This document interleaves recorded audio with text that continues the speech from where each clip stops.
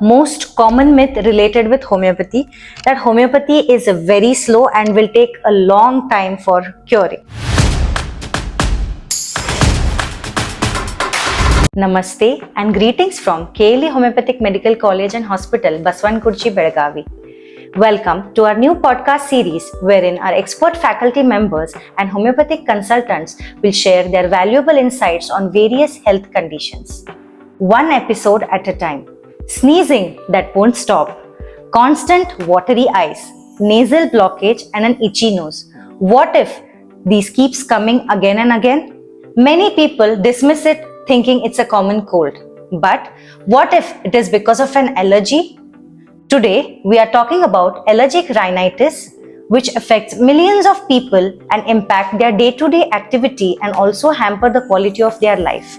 To understand and discuss this important topic, today with us we have Dr. Supriya Kulkarni, Dean of Faculty, KLE HMC and HOD of Department of Homeopathic Materia Medica. Ma'am, thank you for joining us to our today's podcast session.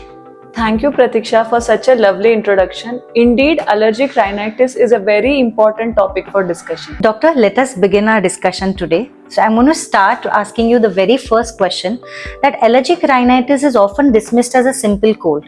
So what exactly is allergic rhinitis? I know allergic rhinitis is always, it is considered as cold because the symptoms resemble. But actually, allergic rhinitis is an inflammatory condition of nasal mucosa which is caused by exaggerated immune response to some allergens. Allergens can be like dust mites or smoke or strong perfumes, chemicals, animal hair. And usually the symptoms are same as that of common cold, like nasal discharge, sneezing, nasal blockage. That's why always it is confused between those two. Okay, how common is allergic rhinitis and which age groups are most commonly affected? It is a common allergic disorder which occurs worldwide. Commonly, it affects 10 to 30% of the population, and most commonly, it affects children, adolescents, and young adults. Can you tell us what are the common signs and symptoms of allergic rhinitis? Common signs and symptoms of allergic rhinitis are watery nasal discharge, continuous sneezing, which can be like episodic sneezing, watering from eyes, redness of eyes, itching of nose, blockage of nose in the night, breathing from the mouth, and there can be disturbed sleep, which can affect the quality of life of the patient. Very true. Well, coming to my next question, how can allergic rhinitis be differentiated from common cold? Well, what we observe is, in case of allergic rhinitis, there is a trigger, an allergen, and there can be continuous episodes of sneezing. There can be watery discharge from the nose and blockage of nose. Fever may be uncommon. Whereas in case of common cold, the reason can be like bacterial or viral. And the nasal discharge, it usually changes into thick and yellowish color. Fever may be present in this condition, and also itching of throat may not be present in case of common cold, whereas it is present in case of allergic rhinitis. And the symptoms of allergic rhinitis, it persists till the triggering factor is there.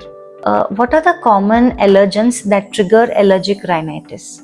Well, this is a very important question, because when we have patients coming to us for the treatment of allergic symptoms or allergic rhinitis, we ask them to first identify what are the triggering factors. Commonly, what we see daily in our household activities, like it can be house dust, it can be smoke, it can be sudden weather change. For example, pollen of the grass or trees, animal hair, animal dander, and strong perfumes and chemicals. These can be very, very common triggering factors for allergic symptoms. In continuation with triggering factors, who is at a higher risk of developing allergic rhinitis?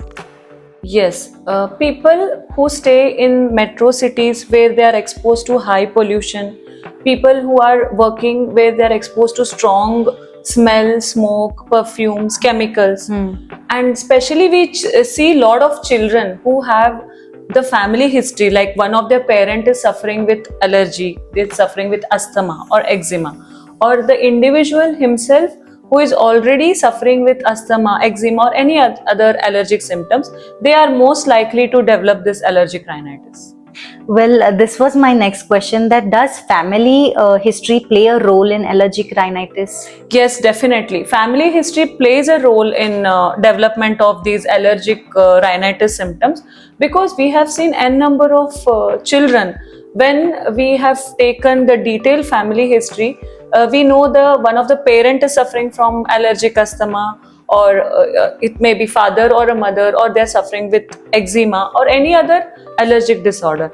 And yes, family history definitely plays a role in developing allergic rhinitis. Okay.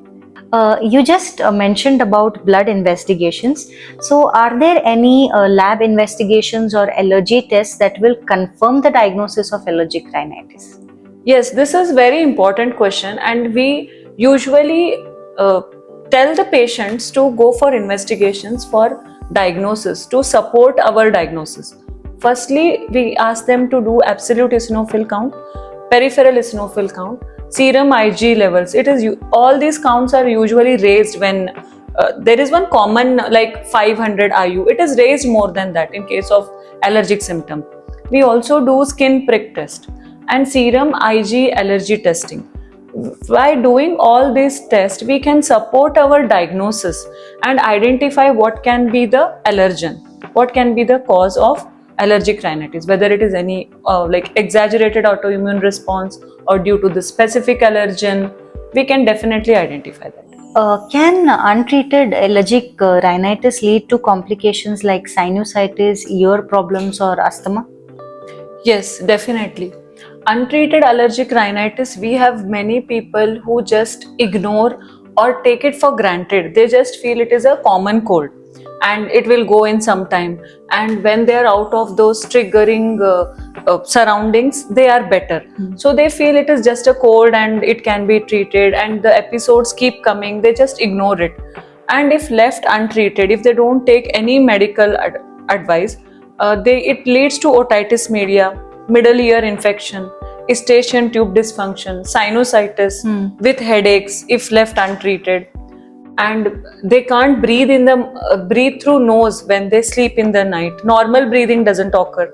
So they have to breathe with their mouth open, and repeatedly throat infection can be there.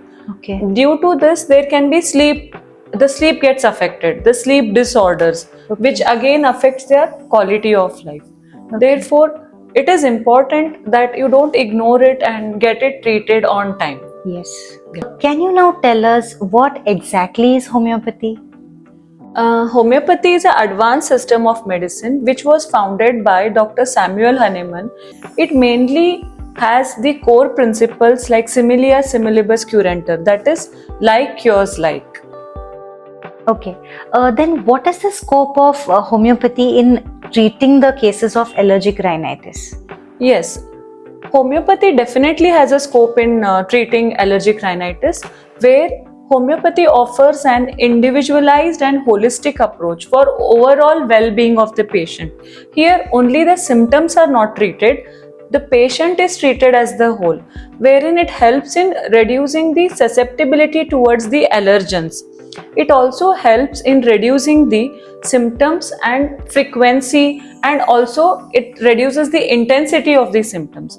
By this, we can say that homeopathy definitely has a scope in treatment of allergic rhinitis. You just mentioned about individualized treatment and individualization. So how important is individualized treatment in cases of allergic rhinitis? Yes, individualization is a very, very important principle on which homeopathy lies. And here we don't treat the patient's symptoms. We don't treat only nasal symptoms. We treat patient as a whole. The holistic approach and individualization helps in identifying and also reducing the susceptibility towards the triggering factors. And in individualization, we take the detailed case history of the patient. We consider his constitution. Constitution is nothing but the mental and physical makeup of the patient. And also see the triggering factors. What are the maintaining causes because of which continuously he is exposed to allergen and he is having these symptoms of allergic rhinitis.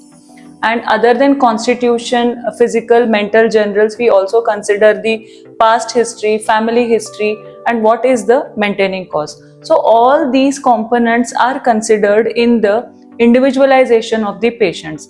Individualization means no single patient is alike, they are unique.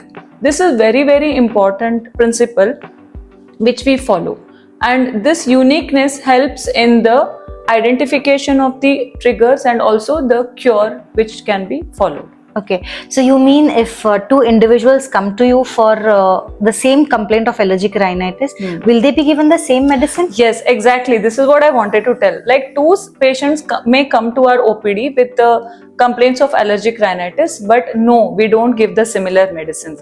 They are considered as a different individual. They are treated as per their family history, their past history, their triggering agents. Similarly, the same thing is done to the other patient. Based on that, we treat the patient and give them the different remedy which fits them for their constitution, their mental and physical generals. What are the characteristic clinical features of allergic rhinitis? Yes, we have seen many patients who visit to our OPD. They basically complain of continuous sudden sneezing, of episodic sneezing, what you can say. They don't know sometimes what is the cause, or they know there is some triggering agent. Like one patient was just telling to me, after whenever they put that udbatti or any chemicals or strong perfume, they start sneezing. Or if one person is moved from a very, you can say from AC to a warm room or warm room to AC, he starts sneezing. Correct. There can be nasal blockage, continuous watery discharge, irritation of eyes, nose, redness of eyes. It also affects their sleep due to nasal obstruction, which also later on affect their quality of life as well. These are like very, very important features what we see in allergic rhinitis. Doctor, then how you clinically diagnose allergic rhinitis in clinical practice? Clinical diagnosis can be done by detailed case history, wherein we take their presenting complaint, their past complaints, do they have any family history. As earlier we were talking, the family history plays major role. So we ask in history, did they suffer with any allergic complaints? And also physical examination of nose, throat, general examination, or if they are complaining of any exhaustion due to nasal blockage in the night, are they able to work the next morning, or they feel exhausted. And investigation, blood investigation also plays a vital role in identifying the symptoms of allergic rhinitis and clinically diagnosing it. As we come to the last segment of our today's podcast, I would like you to give our viewers some take-home messages. So, what are the top 5 tips of preventing allergic rhinitis? Yes, the top 5 tips what I can suggest is, first, ask the patient to identify the triggers. What is causing allergy? Whether it is dust, whether it is any strong smoke, what is that they are getting exposed to, and they start with the symptoms. We ask them to identify the allergen or the triggering factor first. Okay. Then second is, we ask them to keep their house or indoors, and wherever they are located, they roam around, just keep it very clean. Then third is also, we ask them to avoid the smoke, strong perfumes, and start using mask wherever possible. It's not possible like everywhere they can use mask, but more if they use, it is better. Then lastly, if the symptom persist, if like they are having recurrent sneezing and there is like middle ear blockage, what we discussed earlier, if there is sinusitis, if there is headache, or if they are finding any difficulty in smelling, or it is disturbing their quality of life, it's better they go and seek a medical advice. These are my tips what I suggest for our patients. What message would you like to give people who are suffering from recurrent allergies regarding its early diagnosis and role of homeopathy in these cases? The message what I'd like to give the patients who are suffering with the recurrent allergies and symptoms of allergic rhinitis are, the symptoms such as continuous sneezing, episodic sneezing, nasal congestion, nasal blockage, irritation of eyes should not be ignored as common cold. It should be taken to the doctor. The symptoms, if they don't understand why it is happening, they should seek a medical advice, because early diagnosis and treatment will definitely help to their improvement in lifestyle, and also will help their quality of life. And when you integrate with the trigger avoidance, like even the physician may help the doctor, the consultant may help them to identify the triggers, and when they start avoiding that and they start following a good diet, exercise, a daily routine, that will definitely integrate in helping them improve the symptoms of allergic rhinitis. For all the viewers, I want to tell that those who are suffering with these symptoms of allergies, allergic rhinitis, not only these, if they have any queries regarding their health, any health disorders, we are available here. I am available here as a consultant every Monday and Thursday at KLE Homeopathic Medical College, Baswan Kurchi, Belgavi. Please feel free to come here and take a consultation with us regarding any of your queries. Thank you so much. Ma'am, it was very nice to hear to you. Thank you for sharing your valuable insights regarding allergic rhinitis. Thank you so much for having me here. I hope this session will be fruitful and useful for our viewers. Thank you so much. Thank you. Thank you for joining us for the very first episode of KLE HMC Talks Holistic Health podcast series. We will be back with a new disease condition and a new consultant. Until then, stay tuned, stay connected,